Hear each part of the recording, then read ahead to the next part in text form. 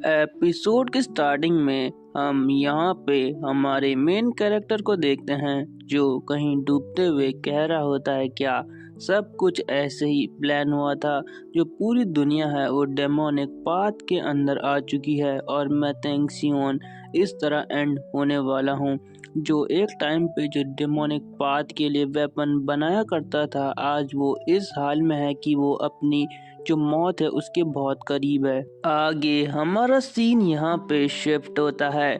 यहाँ पे कोई हाथ मारते हुए कहता है कि ए क्या तुझे सुनाई नहीं दे रहा कि मैंने तुझसे क्या कहा। हम यहाँ पे एक आदमी को देखते हैं जो बहुत गुस्से में किसी से बात कर रहा होता है। जिस आदमी से वो ये सब बोल रहा होता है वो कहता है कि आखिर यहाँ इतना शोर क्यों है और मैं किस जगह पे हूँ, मुझे अभी कुछ समझ में नहीं आ रहा और मेरा सिर भी बहुत दुख रहा है। और ये और कोई नहीं हमारा मेन कैरेक्टर होता है जो कहता है कि मुझे लगा मैं मर चुका हूँ, मुझे तो ब्लड डीमन ने मार दिया था। लेकिन जो आगे से वो आदमी है वो कहता है तूने अभी तक मेरी बात नहीं सुनी। और हम देखते हैं कि वो हमारे मेन कैरेक्टर के पास जाके कहता है कि ऐसा कुत्ता जो बात नहीं सुनता वो पिटना डिजर्व करता है। और ऐसे ही वो हमारे मेन कैरेक्टर को यहाँ पे थप्पड़ मार देता है। हमारा मेन कैरेक्टर अभी बहुत कुछ सोच रहा होता है। फिर हमारे मेन कैरेक्टर की नज़र उस लड़के पे पड़ती है। मेन कैरेक्टर कहता है जू पिंग आखिर ये यहाँ क्या कर रहा है और अगर ऐसा है तो वहाँ पे जो लड़की है वो शायद वही है। और हम वहाँ पे देखते हैं कि साइड में जो एक लड़की है वो रो रही होती है और उसके कपड़े भी यहाँ पे फटे होते हैं। वो एमसी को देख के कहती है यंग मास्टर। और जैसे ही वो ये सब कहती है हमारा एमसी यहाँ पे बहुत शॉक होता है, उसको अपनी पास्ट लाइफ की कुछ यादें आने लग जाती हैं।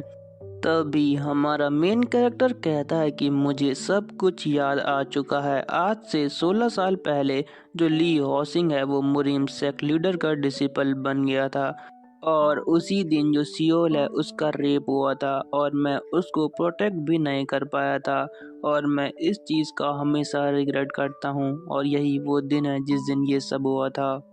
एमसी यहाँ पे कहता है कि क्या ये मेरा सपना है? अगर ये मेरा सपना है तब भी मैं सियोल को यहाँ पे प्रोटेक्ट ज़रूर करूँगा। और हम देखते हैं कि हमारा एमसी सियोल के पास जाके कहता है कि सियोल तुम ठीक हो, तुम्हें चिंता करने की कोई ज़रूरत नहीं है, मैं तुम्हें प्रोटेक्ट करूँगा। जब ये सब बात चल रही होती है तभी ली हॉसिंग पीछे से कहता है कि एक कमीने तेरे को मेरे को इग्नोर करने की हिम्मत कैसे हुई।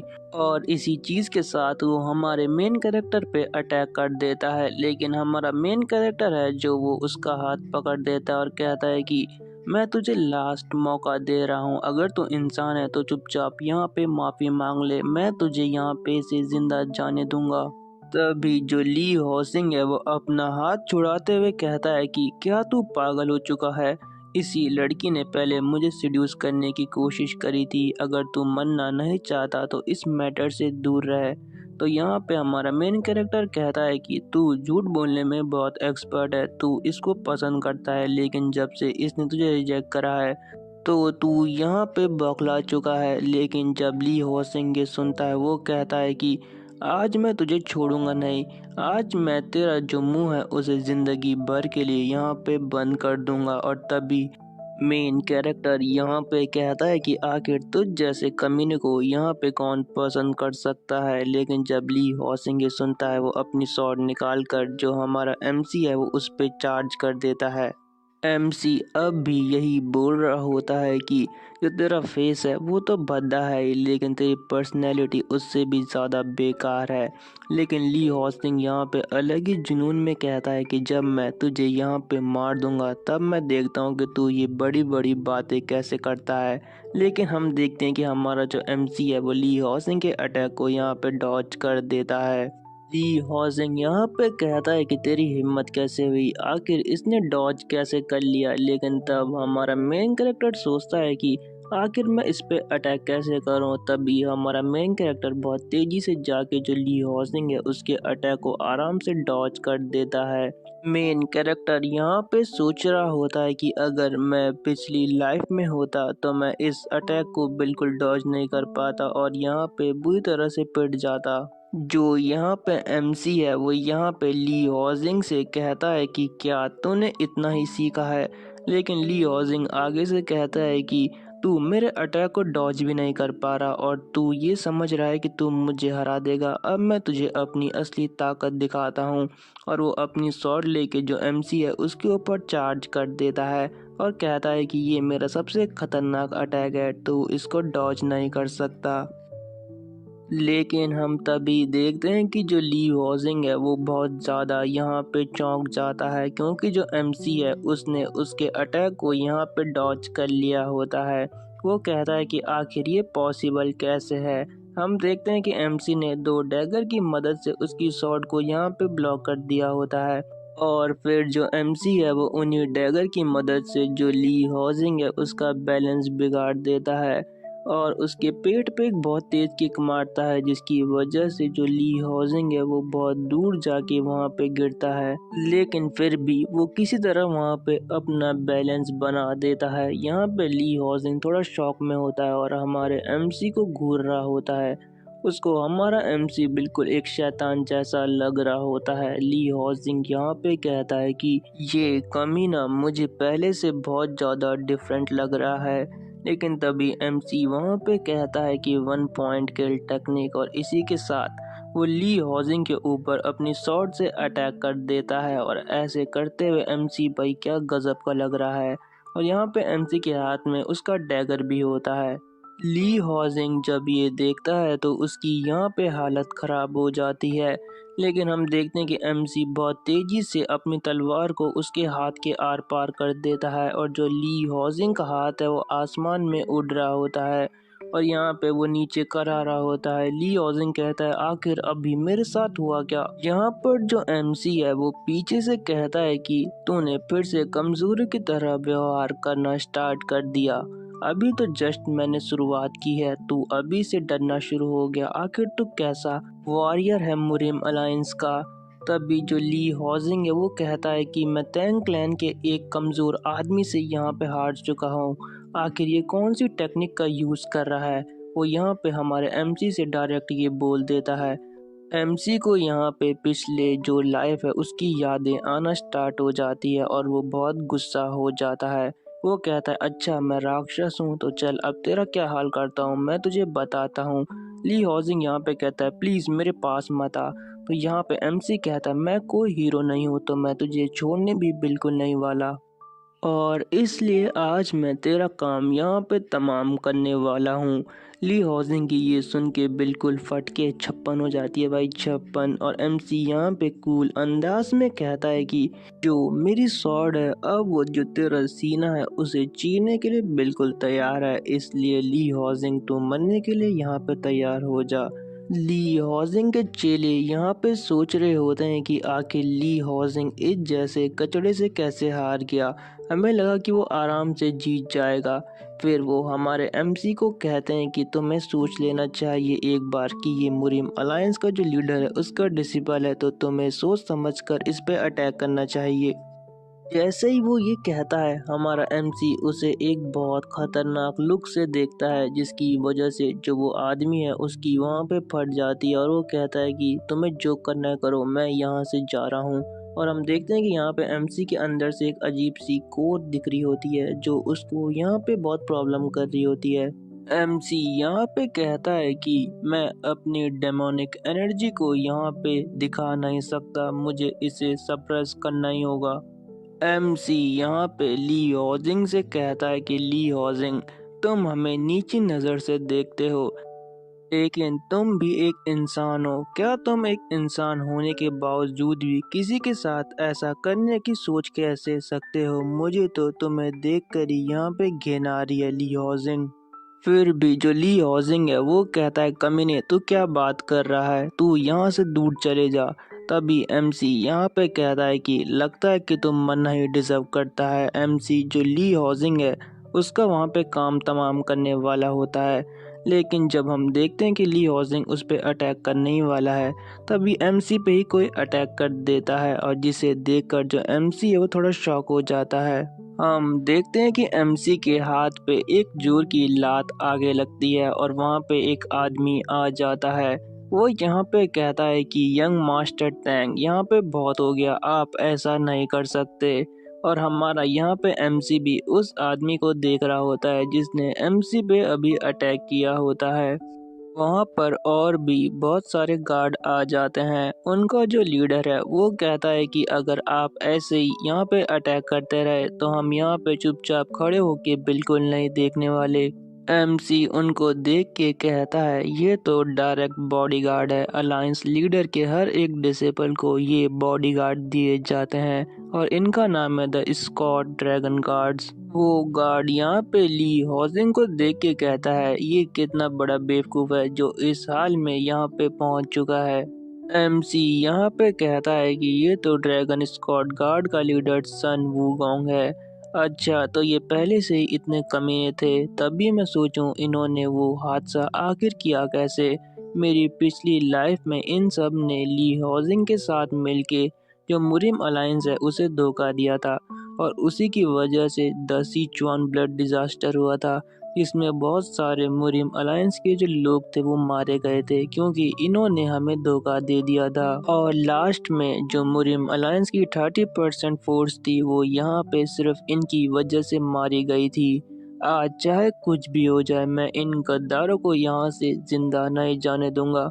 मुझे आज इनको यहीं पे ख़त्म करना होगा ताकि आगे जाके कुछ प्रॉब्लम क्रिएट ना कर सके। एमसी यहाँ पे सन वुगोंग से कहता है कि आखिर तुम यहाँ पे क्यों आए हो, क्योंकि जहाँ तक मुझे पता है कि अभी जो ली हॉजिंग है वो पूरी तरह से मुरिम अलायंस लीडर का डिसिपल नहीं बना है, तो आखिर तुम अपनी टांग यहाँ पे क्यों घुसा रहे हो। सन वूगोंग जब ये सुनता है तो वो थोड़ा शॉक हो जाता है। वो कहता है कि आखिर इस कमीने को ये सब चीज के बारे में कैसे पता है। एमसी यहाँ पे कहता है कि अभी तक तुम सब शांत थे जबकि यहाँ पे एक लड़की को हरेस किया जा रहा था, लेकिन जब मैंने उस विलन को यहाँ पे सजा दी तो तुम मुझे यहाँ पे रोक रहे हो। आखिर तुम कैसे जस्टिस करोगे इस दुनिया के साथ। सन वूगोंग यहाँ पे कहता है कि अबे चुप बे, आखिर कोई जस्टिस ऐसे करता है जैसे तू कर रहा है। मुरिम अलायंस के यहाँ पे अलग नियम चलते हैं। तभी यहाँ पे जो एमसी है वो कहता है अच्छा, तो तेरा कहने का ये मतलब है कि जो मुरिम अलायंस है उसके अपने ही नियम है। लगता है कि मुरिम अलायंस कुछ ज़्यादा ही फेयर और इम्पार्शियल है। क्यों बास्टर्ड, समझा तो मेरी बात मैं क्या बोलना चाह रहा हूँ।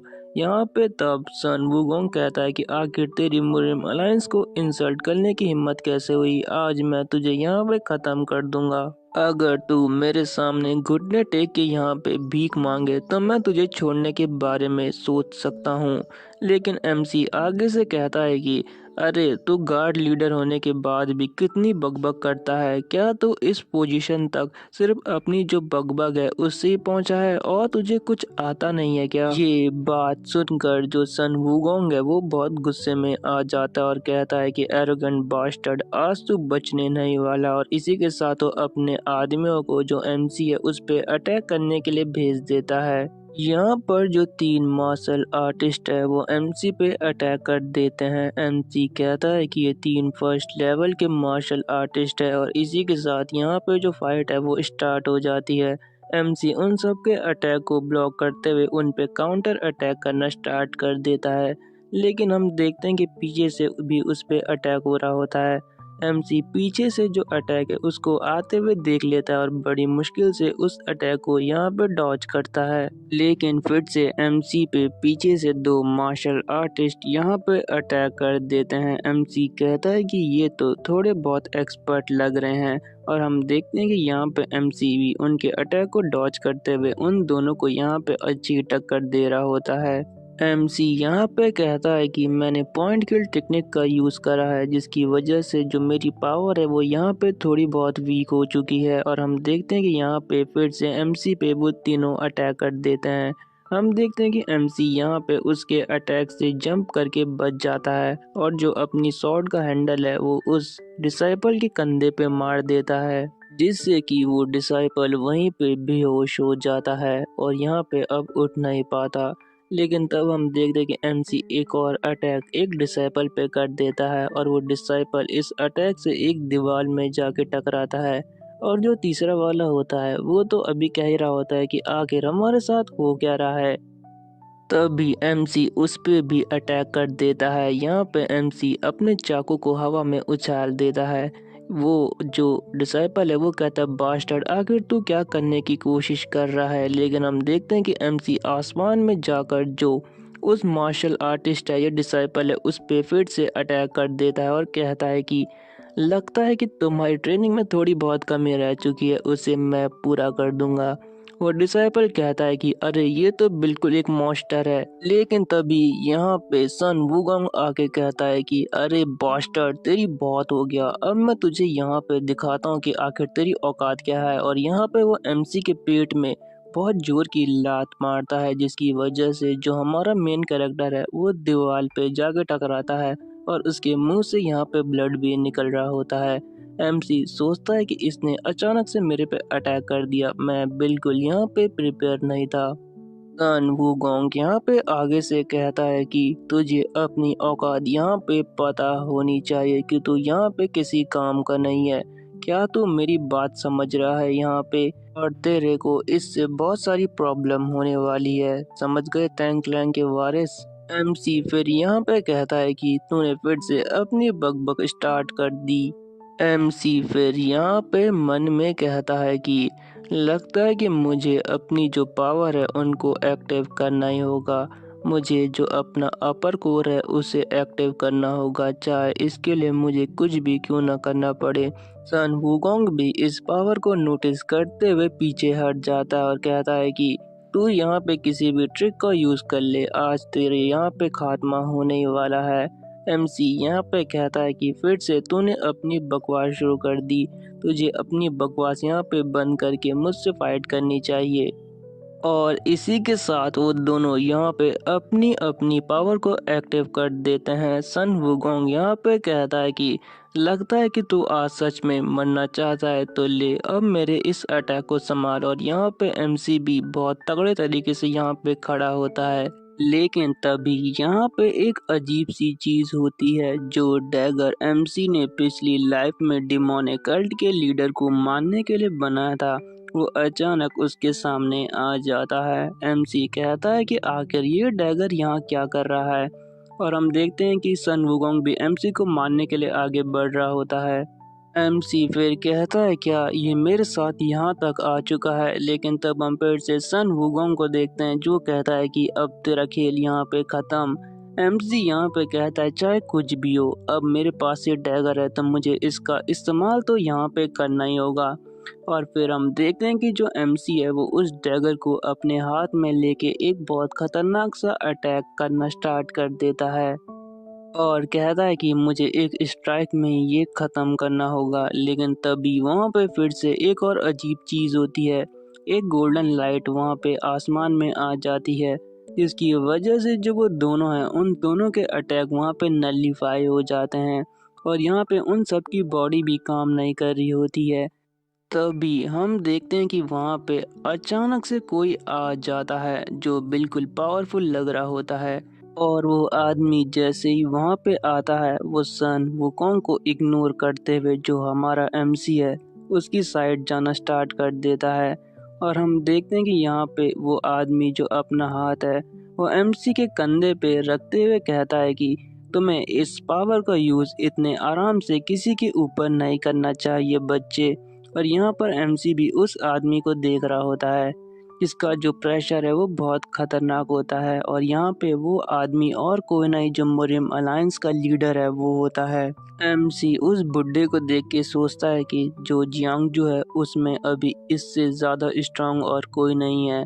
और जो सारे यहाँ पे अभी एमसी पे अटैक कर रहे होते हैं वो कहते हैं कि सेक्ट लीडर, हम आपको अपनी रिस्पेक्ट शो करते हैं। यहाँ पर फिर उस बुड्ढे की पूरी शक्ल दिखाई जाती है जिसका नाम होता है सॉर्ड एम्परर यो जिनहक। और इसी सीन के साथ ये जो एपिसोड है वो यहाँ पे एंड हो जाता है। Thanks for watching and stay tuned with our channel. Bye. Episode के स्टार्टिंग में हम यहाँ पर हमारे एमसी को मुरिम अलायंस के लीडर के सामने देखते हैं। यहाँ पर एमसी कहता है कि पिछली लाइफ में जब ब्लड कल्ट ने सब जगह तबाही मचाई हुई थी और जो बाकी सारे क्लैन थे उन सब ने यहाँ पर घुटने टेक दिए थे। और वो सब जो ब्लड कल्ट है उसके साथ शामिल हो गए थे। लेकिन मुझे अभी भी अच्छे से याद है कि जो मुरिम अलायंस के लीडर थे और वुडोंग सेक्ट थे वो बिल्कुल डिफरेंट थे। उन्होंने यहाँ पर ब्लड कल्ट के सामने बिल्कुल हार नहीं मानी। मुरिम अलायंस के जो लीडर हैं उन्होंने ब्लड कल्ट के सामने बिल्कुल हार नहीं मानी। वो हमेशा से ब्लड कल्ट को यहाँ पे ख़त्म करने के लिए तैयार रहते थे। लेकिन जब तक उनकी मौत नहीं हो गई, उनकी मौत मेरे बनाए हुए आर्टिफैक्ट से ही हुई थी और मैं इस चीज़ के लिए रिग्रेट भी करता हूँ। तभी हमारी स्टोरी यहाँ पे प्रेजेंट में आती है। यहाँ पे एमसी कहता है कि अभी यहाँ पे इमोशनल होने का वक्त नहीं है। लगता है कि जो लीडर हैं उन्होंने मेरे डैगर को देखा नहीं है। ये तो बहुत अच्छी बात है। यहाँ तक कि जो ब्लड डीमन है उसने भी मेरे डैगर को नोटिस नहीं किया था।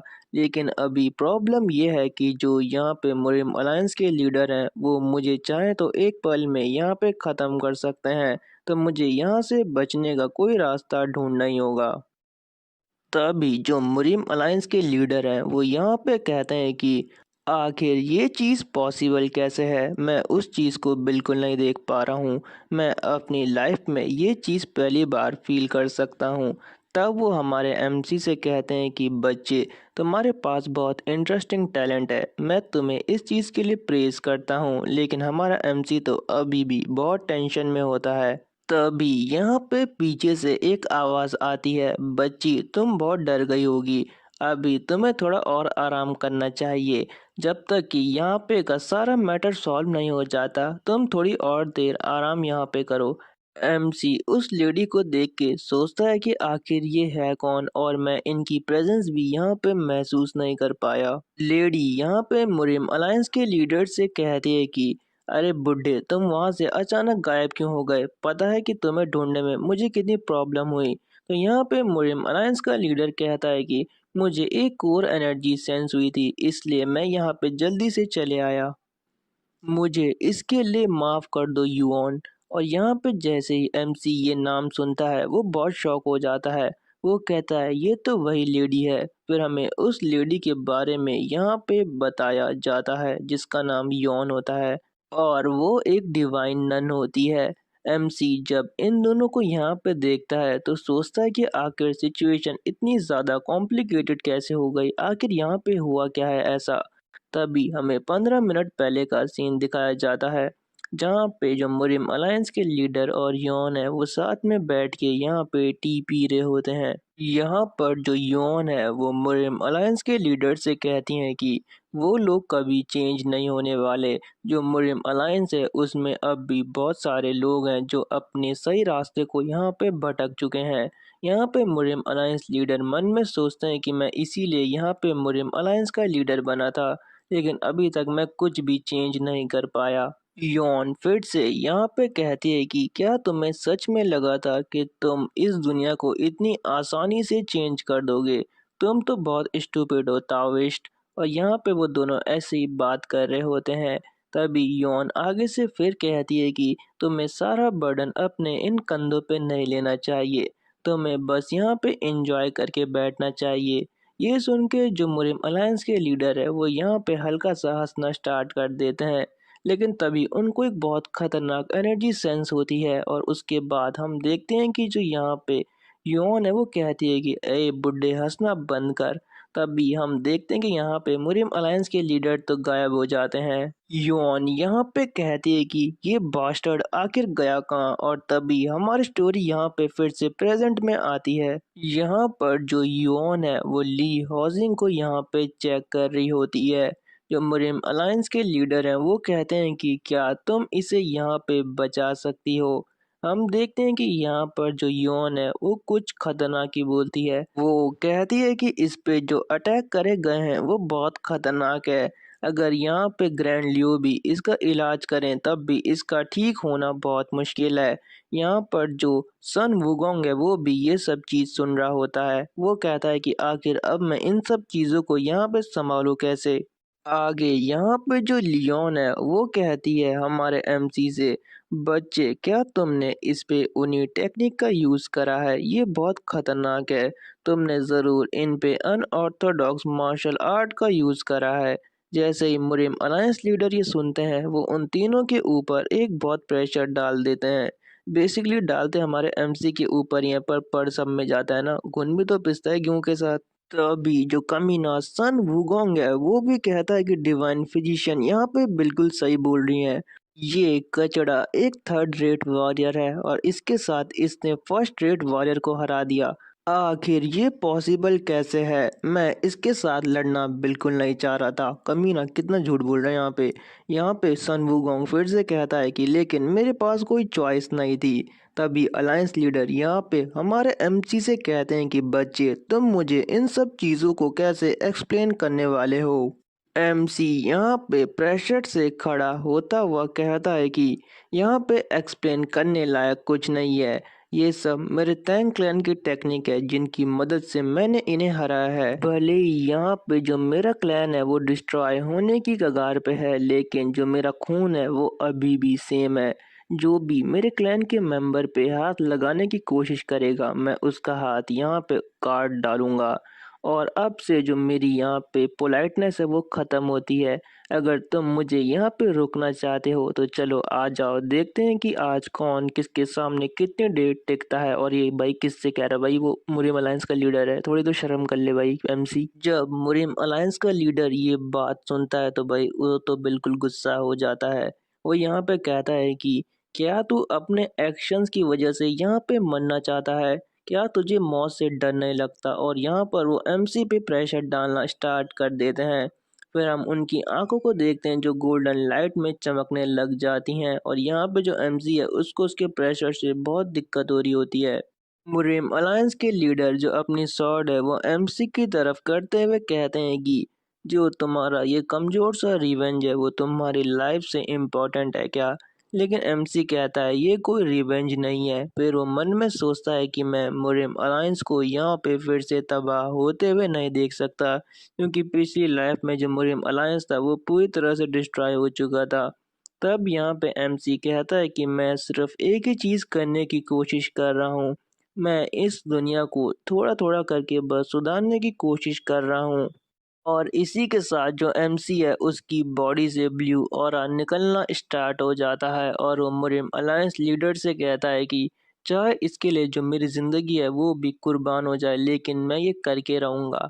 अलायंस लीडर यहाँ पे मन में सोचते हैं कि ये भी बिल्कुल वैसी ही बातें कर रहा है जैसे मैं किया करता था। क्या सच में ये भी उसी पाथ पे चलने की कोशिश कर रहा है? अलायंस लीडर फिर यहाँ पे अपनी स्वॉर्ड को हिलाते हुए कहते हैं कि अगर तुम्हारी विल इतनी स्ट्रांग है तो जरा ये देखो। यहाँ पे एमसी भी उस साइड देखने लग जाता है। हम देखते हैं कि अलायंस लीडर यहाँ पे अपनी जो स्वॉर्ड आर्ट है उसे परफॉर्म करना स्टार्ट कर देते हैं, जिसकी वजह से वहाँ पे जो पावर का मैसिव डिस्ट्रक्शन टाइप का माहौल हो जाता है। यहाँ पे हम देखते हैं कि जो अलायंस लीडर है उनके पीछे एक काली सी मतलब परछाई टाइप की बन जाती है जो उन्हें कवर कर रही होती है। जब एमसी अलायंस मास्टर को ऐसे देखता है तो वो यहाँ पे मन में कहता है कि बस एक स्ट्राइक में मुझे यहाँ पे काउंटलेस ताइजी फिगर दिख रहे हैं। आखिर ये पॉसिबल कैसे है कि तुम एक ही साइड में ऐसा कर सकते हो? लेकिन जो कुछ मैं अपनी आंखों के सामने अभी देख रहा हूँ ये बहुत ज़्यादा ब्यूटीफुल है। जब अलायंस लीडर इस मार्शल आर्ट्स और स्वॉर्ड आर्ट को परफॉर्म कर रहे हैं तो ये स्वॉर्ड बहुत ज़्यादा ब्यूटीफुल लग रही है। और यहाँ पे तब एमसी कहता है कि आखिर यही है वुडोंग स्वॉर्डमैनशिप। आखिर कोई इतने ब्यूटीफुली इस आर्ट को परफॉर्म कैसे कर सकता है? लेकिन तभी हम देखते हैं कि अलायंस मास्टर यहाँ पे बहुत जोर से चिल्लाते हैं और कहते हैं कि ली हॉजिंग यहाँ पे उठ जाओ, आखिर तुम वहाँ पे लेटे लेटे क्या कर रहे हो इतनी देर से? जैसे ही ली हॉजिंग अपने मास्टर को देखता है वो कहता है कि मास्टर आप यहाँ पे आ गए, आप मुझे बचाने यहाँ पे आ चुके हो मास्टर। यहाँ पर युआन ली हॉजिंग को उठते देख कहती है कि मैंने इस कमीने को आखिरकार बचा ही लिया। ली हॉजिंग कहता है कि आखिर ये ऐसी बातें कैसे कर सकते हैं, मैं अभी अभी मौत से बच के यहाँ पे आया हूँ। अलायंस लीडर यहाँ पे कहते हैं कि ली हॉजिंग तुम्हारे अपोनेंट ने अपनी राइटनेस को यहाँ पे साबित कर चुका है, तो चलो अब तुम बताओ तुम इसे कैसे प्रूव करोगे? फिर अलायंस लीडर यहाँ पे जाते हुए कहते हैं कि मैंने गलत आदमी से ये सवाल पूछ चुका है। ली हॉजिंग यहाँ पे कहता है कि मास्टर, मैं भी अपनी जान को दांव पे लगा सकता हूँ, बस उस बास्टर्ड ने पहले मुझ पे अटैक कर दिया। तभी यहाँ पे अलायंस लीडर कहते हैं कि चुप हो जाओ, तुम्हें आगे बोलने का यहाँ पे कोई हक नहीं है। ली हॉजिंग कहता है कि मेरे कान तो बस फूटने ही वाले हैं। तभी अलायंस लीडर यहाँ पे एमसी के सामने आते हुए कहते हैं कि मुझे माफ कर दो, मैं अपने डिसिपल्स को यहाँ पे ढंग से ट्रेन नहीं कर पाया। तुम जैसे चाहे इसे पनिश कर सकते हो, मैं इन सब चीज़ की रिस्पॉन्सिबिलिटी लेने के लिए तैयार हूँ। तो यहाँ पे एमसी कहता है थैंक यू, और ली ओजिंग को देखो भाई क्या हाल हो रखा है उसका। यहाँ पे अलायंस लीडर ली ओजिंग से कहते हैं कि मैंने तुम्हारे जैसा डिसाइपल होने की उम्मीद कभी नहीं की थी ली ओजिंग। और यहाँ पे फिर हम देखते हैं कि हमारा जो एमसी है वो यहाँ पर ली ओजिंग को पनिशमेंट देने के लिए आगे बढ़ जाता है, और भाई बहुत खतरनाक लग रहा है। लगता है कि एमसी आज इसका यहीं पे काम तमाम कर देगा। लेकिन इसी के साथ ये एपिसोड एंड हो जाता है। Thanks for watching and stay tuned with our channel. इसके एपिसोड हर 2 दिन में मैं अपलोड कर दूंगा, इसीलिए चैनल को सब्सक्राइब करना मत भूलिएगा। एपिसोड के स्टार्टिंग में यहाँ पे ली हॉजिंग एमसी से कह रहा होता है कि एक कमीने मुझसे दूर रहे, तुझे मेरे पास आने की कोई ज़रूरत नहीं है। एमसी यहाँ पे अपने हाथ में एनर्जी इकट्ठा करते हुए कहता है कि मैं तुझे आज ऐसी सज़ा देने वाला हूँ कि जो मौत है तुझे वो 100 गुना अच्छी लगेगी ऐसे जीने से। तो और हम देखते हैं कि एमसी जो ली हॉजिंग है उसके पेट पे बहुत तेज मुक्का मारता है। बेसिकली एमसी यहाँ पे जो ली हॉजिंग का एनर्जी कोर है उसे डिस्ट्रॉय यहाँ पे कर देता है। बेसिकली यहाँ पे जो एमसी है उसने ली हॉजिंग को बहुत बुरी तरह से यहाँ पे डिस्ट्रॉय कर चुका है, यहाँ तक कि अब वो अपनी कल्टीवेशन को भी यूज़ नहीं कर सकता। और हम देखते हैं कि ली हॉजिंग यहाँ पे बहुत तेज जाके दीवार से लग जाता है। एमसी कहता है कि तुझ जैसे कमीने को तो जीने का भी कोई हक नहीं है, लेकिन मैं तुझे यहाँ पे जीने से भी खतरनाक सजा यहाँ पे ऑलरेडी दे चुका हूँ। और जो अलायंस लीडर हैं वो भी ये सब देख रहे होते हैं। पीछे से अलायंस लीडर यहाँ पे कहते हैं कि तुम इन्हें भी कुछ पनिशमेंट दो, इन्होंने भी तुम्हें परेशान किया है। तो यहाँ पे एमसी सोचता है कि अगर अलायंस लीडर ने इनको धोखा देने के लिए नहीं कहा तो आखिर कौन था, मुझे यहाँ पे उसको ढूंढना ही होगा। तब तक के लिए इन तीनों को या इस स्क्वाड को यहाँ पे जिंदा रहना होगा। एमसी यहाँ पे अलायंस लीडर से कहता है कि आपने भी मेरी बदतमीजी को यहाँ पे माफ़ करा था, तो मैं भी आपको ये करके यहाँ पे रिपे करना चाहता हूँ। फिर जो एमसी है वो यहाँ पे अपने जो क्लैन की लड़की है उसे उठा के वहाँ से जाना स्टार्ट कर देता है। अलायंस लीडर यहाँ पे एमसी से कहते हैं कि अगर तुम्हारे पास थोड़ा टाइम हो तो मैं तुम्हारे क्लैन आके तुमसे मिलना चाहूँगा।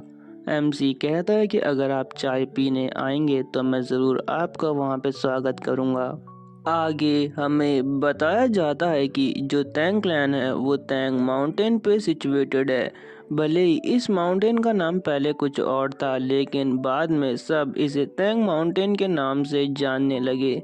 और इसी माउंटेन के बीच में हमारा सिचुआन तैंग क्लैन है, और यहीं हमारा मेन मैनर लोकेटेड है। लेकिन अब जो हमारा सेक्ट है उसकी जो रेपुटेशन है वो इतनी अच्छी नहीं है, क्योंकि हमारे क्लैन को टॉप 7 ग्रेट सेक्ट में से निकाल दिया गया है, और हमारी जो फोर्स है वो भी बिल्कुल आधी हो चुकी है। इसके बाद हमें जो टैंक क्लैन है उसके अंदर का सीन दिखाया जाता है। यहाँ पे एक लेडी और उसके पीछे उसका एक मास्टर या बॉडीगार्ड होता है, जो कहता है कि लेडी आप अपनी बात यहाँ पे शुरू कर सकती हैं। तो यहाँ पे वो लड़की कहती है कि सारी असैसिनेशन स्क्वाड यहाँ पे मेरी बात सुनो। और ये जो लड़की है वो हमारा जो एमसी है उसकी बड़ी बहन है, जिसका नाम है तैंग सीरेन। तैंग सीरेन यहाँ पे असैसिनेशन स्क्वाड से कहती है कि तुम्हें हमारे यंग क्लैन हेड को यहाँ पे वापस लाना होगा, इसलिए यहाँ से जल्दी से निकल जाओ। तभी हम देखते हैं कि वहाँ पर पीछे से हमारा एमसी आ जाता है। एमसी की सिस्टर भी यहाँ पर जो एमसी है उसे देख लेती है और कहती है कि तैंग सिहून, आखिर तुम कहाँ से आ रहे हो। हम यहाँ पर देखते हैं कि जो तैंग सिहून है वो कहता है कि आखिरकार मैं यहाँ पहुँच ही गया। और उसकी पीठ पे हम उसी लड़की को भी देखते हैं जिसे हमारा एमसी बचा के यहाँ पे लाया है, ये इसी की क्लैन की कोई मेंबर होगी। आगे हमारा सीन जो है वो यहाँ पे शिफ्ट हो जाता है। हम देखते हैं कि जो हमारा एमसी है वो एक रूम के अंदर खड़ा होता है और जो शीशा है उसमें अपनी शक्ल देख रहा होता है। एमसी यहाँ पे शीशे में देखते हुए कहता है कि मुझे तो अभी भी यकीन नहीं हो रहा कि मैं रिग्रेस्ट हो चुका हूँ यहाँ पे। और उसे ब्लड डीमन की वो बात याद आ रही होती है। इसमें ब्लड डीमन कह रहा होता है कि चलो फिर से मिलेंगे। और जब एमसी ये बात सोचता है तो उसे बहुत गुस्सा आ जाता है। वो कहता है कि क्या ब्लड डीमन नहीं तो ये सब नहीं करा। लेकिन फिर हम देखते हैं कि वहाँ से गुस्से में निकल जाता है बाहर की तरफ। हॉल में जाते हुए एमसी कहता है कि भले ही ब्लड डीमन ने ये सब कुछ प्लान किया हो लेकिन इस बार मैं उसको बिल्कुल नहीं छोड़ूंगा। ये जो लाइफ है वो पिछली लाइफ से बिल्कुल डिफरेंट होने वाली है। और फिर हम देखते हैं कि एमसी यहाँ पे एक जगह पहुँच जाता है जहाँ पे मार्शल आर्ट्स की यहाँ पे किताबें रखी होती है। एमसी यहाँ पे कहता है कि ये मेटल क्राफ्ट मार्शल आर्ट है जो टैंग क्लैन के ब्लैक स्मिथ यूज करते हैं और अब मैं इसे सीखने की यहाँ पे थोड़ी कोशिश करने वाला हूँ। एमसी आगे कहता है कि ये जो टेक्निक है ये मुझे मेरी जो पिछली लाइफ है उसके बारे में याद दिलाती है। हम देखते हैं कि पिछली लाइफ में भी एमसी ने इससे प्रैक्टिस करने की कोशिश की होती है लेकिन वो इसमें पूरी तरह से फेल हो जाता है क्योंकि ये टेक्निक जो एमसी है उसके लिए बनी ही नहीं थी, जिसकी वजह से जो एमसी का यहाँ पे एनर्जी कोर था वो भी थोड़ा बहुत डैमेज हो जाता है। लेकिन ये जो मार्शल आर्ट्स थी ये रीजनरेटिव एबिलिटी के लिए बहुत बढ़िया थी लेकिन ये उतनी ही पुअर जो एनर्जी कोर में एनर्जी जमा करने के लिए यूज होती है उसमें उतनी ही वीक थी। लेकिन मेरे पास और कोई ऑप्शन नहीं था इसलिए मैंने इसमें ही एडवांस किया था। गाइस मुझे पता है कि यहाँ पे स्टोरी थोड़ी सी बोरिंग लग रही है तो मैं आपको शॉर्ट में बता देता हूँ। जो एमसी की मार्शल आर्ट है इसी की मदद से एमसी जो आर्टिफैक्ट है उन्हें बना सकता है जो डिवाइन आर्टिफैक्ट होते हैं। और पिछली लाइफ में एमसी इन्हीं की मदद से वो आर्टिफैक्ट बना पाया था लेकिन उस प्रोसेस में जो उसकी एनर्जी कोर थी ना वो डैमेज हो गई थी जिसकी वजह से वो मार्शल आर्ट में थोड़ा वीक हो गया था। अब प्रेजेंट में हम देखते हैं कि जो एमसी का एनर्जी कोर है वो बिल्कुल सही सलामत रहता है इसलिए एमसी यहाँ पे एनर्जी का फ्लो दिखाते हुए कहता है कि जो ये लाइफ है इसमें मेरा एनर्जी कोर बिल्कुल परफेक्ट है और इस लाइफ में मैं और भी तेजी से यहाँ पे ग्रो करूँगा और यहाँ पे उस ब्लड डीमन को हरा दूंगा। फिर हमें यहाँ पे रात का सीन दिखाया जाता है। जो टैंग क्लैन है वहाँ पे पूरी तरह से रात हो चुकी होती है और फिर हम यहाँ पे हमारे एमसी को देखते हैं जो यहाँ पे कहता है कि अब मुझे बढ़िया लग रहा है। जो मेरी मेरिडियंस है और अपर एनर्जी कोर है वो पूरी तरह से एक दूसरे के साथ कनेक्ट हो चुके हैं और जो मेरी एनर्जी है वो यहाँ पे अब स्टेबल फेज में एंटर कर रही है। जो गोल्डन एनर्जी है वो 5 स्टार लेवल की एनर्जी है और जो ब्लड डीमन रिवर्स टेक्निक है वो 1 स्टार की है। एमसी आगे कहता है कि अगर मैंने गोल्डन एनर्जी को अपनी कोर एनर्जी के साथ यहाँ पे मिक्स कर दिया तो यहाँ पे कोई भी इस चीज़ में बिलीव नहीं करेगा कि आखिर कोई ऐसा कर सकता है। और हम देखते हैं कि एमसी वही प्रोसेस अभी कर रहा होता है और इस प्रोसेस में जो एमसी है उसके आसपास एक ब्लू ऑरा निकल रहा होता है और फाइनली एमसी ने वो अचीव कर लिया होता है। वो कहता है कि फाइनली आखिर मैंने कोर एनर्जी को यहाँ पे इस्तेमाल करना सीख चुका है।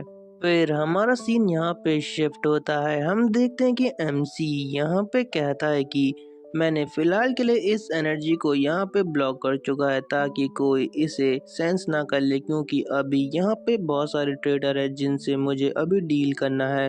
पर लेकिन उससे पहले मुझे अपने कपड़े यहाँ पे बदल लेने चाहिए।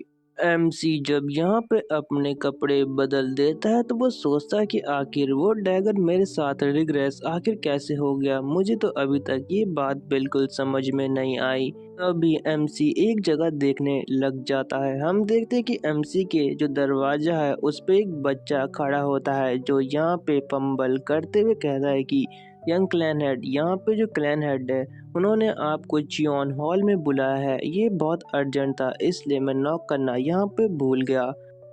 एमसी उस बच्चे से कहता है कि कोई बात नहीं, इसमें तुम्हारी कोई गलती नहीं है। अच्छा तुम्हारा नाम तो जैंग है ना? तो यहाँ पे वो बच्चा कहता है आपने क्या कहा? तो एमसी फिर से वहाँ पे जाते हुए कहता है कि तुम्हारा नाम जैंग है ना? तो वो बच्चा कहता है yes young clan head. MC खुश होते हुए कहता है कि तुमसे मिलके यहाँ पे मुझे बहुत खुशी हुई। और फिर हम देखते हैं कि एमसी यहाँ पे चियानवू हॉल के लिए निकल जाता है और फाइनली एमसी चियानवू हॉल में यहाँ पे पहुँच भी जाता है। लेकिन एमसी को अंदर से उन एल्डर्स की बकबक करने की आवाज़ आ रही होती है। और फिर इसी सीन के साथ जो एमसी है वो जो चियानू हॉल है उसमें एंटर कर जाता है, जिसमें उसके फादर जो क्लैन हेड है वो भी बैठे होते हैं। और आसपास हम बहुत सारे एल्डर्स को भी देखते हैं जो एमसी को यहाँ पे घूर रहे होते हैं। एमसी जब क्लैन हेड की तरफ जा रहा होता है तो हम देखते हैं कि उसे यहाँ पे बहुत गुस्सा आ रखा होता है। उसे याद आता है कि कैसे पिछली लाइफ में उसका क्लैन यहाँ पे डिस्ट्रॉय हो गया था और उसके फादर और जो लॉयल एल्डर थे वो भी यहाँ पे मारे गए थे। और फिर हम आगे यहाँ पे देखते हैं कि उसको वो भी याद आता है जब उसके फादर की लाइफलेस बॉडी उसके हाथ के सामने पड़ी हुई थी। फिर एमसी यहाँ पे बहुत बैडेस्ट तरीके से अपने घुटनों पे आते हुए कहता है कि थैंक्स सिहोन। यहाँ पे जो क्लैन हेड है उन्हें अपनी रिस्पेक्ट यहाँ पे शो करता है, तो होपफुली आप मेरी रिस्पेक्ट को यहाँ पे एक्सेप्ट करेंगे। और फिर से एमसी को अपने पास्ट के वो बुरे ख्याल याद आ रहे होते हैं और यहाँ पे वो फिर क्लैन हेड से कहता है कि आपके ऑर्डर पे मैं यहाँ पे आ चुका हूँ क्लैन हेड। और फिर हम देखते हैं कि आगे से जो क्लैन हेड है वो कहते हैं कि चलो तुम वहाँ से खड़े हो सकते हो। और ये हमारे एमसी के फादर होते हैं जिनका नाम होता है तेंग म्यूवुल। एमसी यहाँ पे कहता है कि थैंक यू क्लैन हेड। और जैसे ही एमसी यहाँ पे खड़ा होता है पीछे से एक एल्डर कहता है कि तुम ऐसे अजीब सा एक्ट क्यों कर रहे हो, तुम्हें यहाँ पे थोड़ा ठीक से व्यवहार करना चाहिए। और इसी सीन के साथ ये जो एपिसोड है वो यहाँ पे एंड हो जाता है। Thanks for watching and stay tuned with our channel. Bye. Episode के स्टार्टिंग में यहाँ पे एमसी कहता है कि अभी टैंकलैंड डेंजर में है तो मुझे इसको ढंग से हैंडल करना होगा। एमसी दो एल्डर के सामने जाते हुए कहता है कि लगता है कि आप बहुत अच्छी तरह आर्गुमेंट कर रहे हैं, तो चलो बताओ कि आखिर दिक्कत क्या है। और एमसी मन में कह रहा होता है कि यही वो दो कमीने हैं जो हमें धोखा देने वाले हैं। तभी उन एल्डर में से एक हाथ उठाते हुए कहता है कि मैं इस कन्वर्सेशन को कंटिन्यू करना चाहता हूँ। इस एल्डर का नाम यहाँ पे तैंग होयुल होता है। तैंग होयुल यहाँ पे एमसी से कहता है कि क्या तुम्हें पता भी है कि तूने यहाँ पे कितनी बड़ी प्रॉब्लम क्रिएट कर चुकी है। अगर तू चाहता है कि तैंग क्लैन यहाँ पे सही सलामत रहे तो चुपचाप यहाँ पे मुरिम अलायंस के लॉ इन्फोर्समेंट हॉल के सामने जाके अपनी गलतियों को यहाँ पे मान ले। एमसी यहाँ पे तैंग होयुल को देख के सोचता है कि ये उन दोनों में से एक कमीना है जिसने हमारे क्लैन को यहाँ पे धोखा दिया था। ये बहुत लालची इंसान है, लेकिन अब मैं पास्ट में वापस आ चुका हूँ तो मैं ये इंश्योर करूँगा कि जो तूने अभी तक सारी प्लानिंग करी है मैं उस प्लानिंग को यहाँ पे डिस्ट्रॉय कर दूं और साथ ही साथ तुझे भी यहाँ पे डिस्ट्रॉय कर दूं। एमसी यहाँ पे फिर से कहता है कि जो पास्ट है वो अभी फ्यूचर बन चुका है और मुझे अच्छे से याद है टैंग होयुल ने अचानक से कहा कि वो हमारे क्लैन को यहाँ पे छोड़ के जा रहा है। मैंने उसे रोकने की यहाँ पे बहुत कोशिश करी तो टैंग होयुल ने यहाँ पे कहा था कि ये बिल्कुल सच है, मैं यहाँ से जा रहा हूँ। तो मैंने उससे कहा था कि अगर माने ई स्क्वाड एजेंसी डिसअपियर हो गई तो टैंग क्लैन यहाँ पे डिस्ट्रॉय हो जाएगा।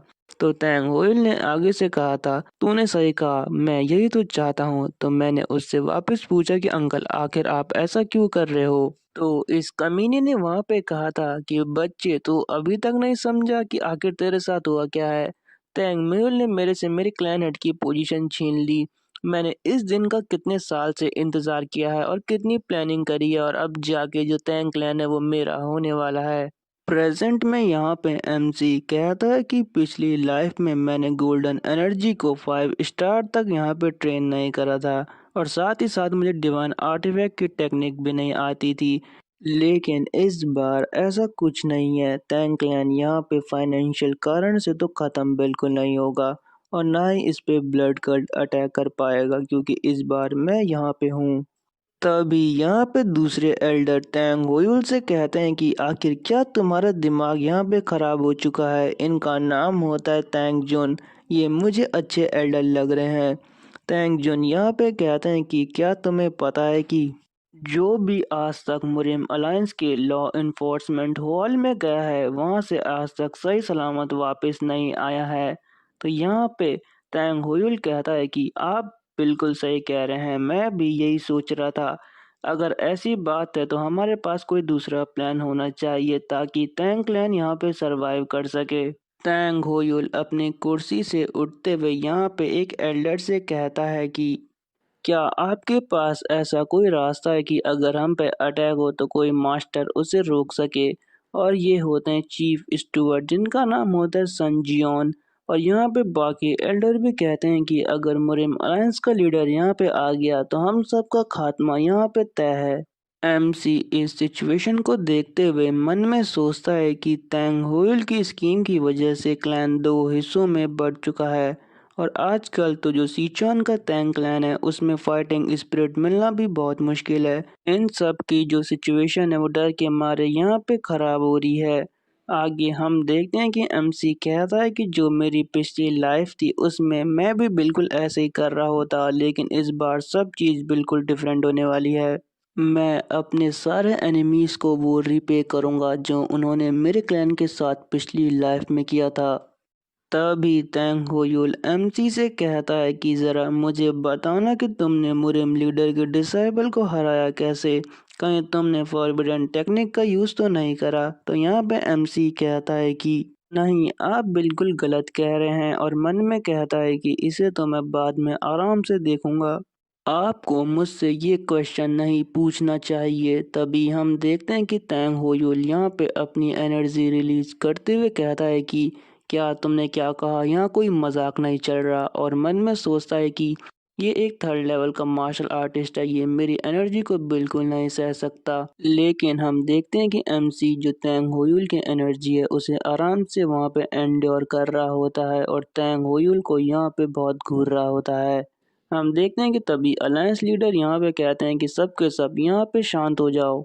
क्लैन लीडर यहाँ पे एमसी से कहते हैं कि आखिर तुम मुझे बताओगे कि तुमने यहाँ पे अलायंस लीडर के डिसाइपल से यहाँ पे फाइट क्यों करी। तो एमसी यहाँ पे कहता है कि फादर, मैं आपको बिल्कुल डिटेल में बताने वाला हूँ कि आखिर मैंने उससे यहाँ पे फाइट क्यों की। बाद में हम यहाँ पे देखते हैं कि कोई कह रहा होता है कि तुमने फालतू में सिर्फ लाइफ एंड डेथ ड्यूएल करी है, बाकी कुछ नहीं। और तुम इसे एक एक्सप्लेनेशन कह रहे हो। ये और कोई नहीं, टैंग होयुल बोल रहा होता है। टैंग होयुल यहाँ पे आगे कहता है, क्या तुम्हें पता है कि तुम्हारी वजह से हमारे क्लैन पे यहाँ पे कितनी बड़ी मुसीबत आ चुकी है। बिल्कुल तुम एक शेमलेस की तरह बात यहाँ पे कर रहे हो।